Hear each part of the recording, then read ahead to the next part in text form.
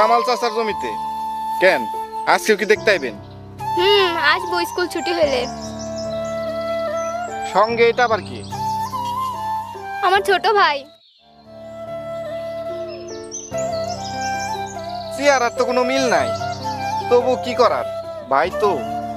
নিজের চেহারা তো নায়ক মান না। চলো চলো স্কুলে চলো।